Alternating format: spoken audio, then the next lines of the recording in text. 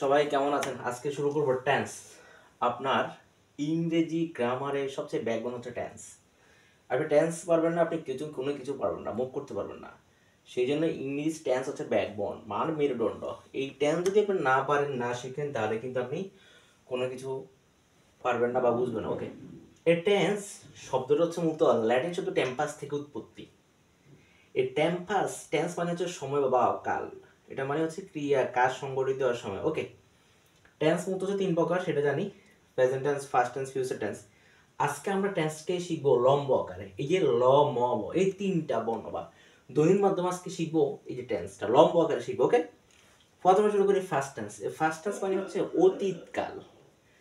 অতীতকাল মানে যেটা আগে হয়ে গেছে সেটাই হয়েছে অতীতকাল। যদি এক সেকেন্ড আগে হয় সেটা অতীতকাল। ওকে, ইংরেজি কিছু ইন্ডিকেটর আছে যেটার মাধ্যমে আমরা বুঝি অতীতকাল বা ইয়ার।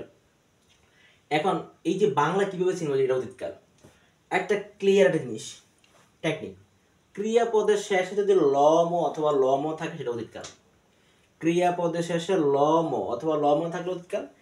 এই যে আমি বাজারে গিয়েছিলাম, এখানে এটা হচ্ছে যে ক্রিয়াপদ, এটা কর্তা কর্ম ক্রিয়া, এটা হচ্ছে ক্রিয়াপদ। যে লম আছে এটা অতীতকাল। ওকে, সে বাংলা বই পড়েছিল, এই ল আছে এটা অতীতকাল। তার মানে ইজিলি আমরা বুঝবো যদি ক্রিয়াপদের শেষে লম থাকে, যে লম থাকে সেটা অতীতকাল। ওকে, পর হচ্ছে ফিউচার টেন্স, ভবিষ্যৎকাল।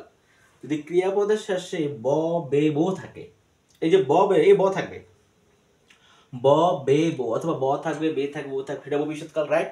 ওকে, শুরু করি। এক্সাম্পল, আমি বাজারে যাব, এই যে ব আছে, ক্রিয়াপদ। সে বাংলা বই পড়বে, ভবিষ্যৎকাল। আমি খেলবো, ভবিষ্যৎকাল। আমি খেলেছিলাম, অতীতকাল। ওকে, প্রেজেন্ট টেন্স বাকি আছে। ওকে, প্রেজেন্ট টেন্স মানে বর্তমান কাল। সেটা মানে ক্রিয়াপদের শেষে যদি ল না থাকে, ম না থাকে, ব, বে কিছুই না থাকে, সেটা হচ্ছে বর্তমান কাল। রাইট?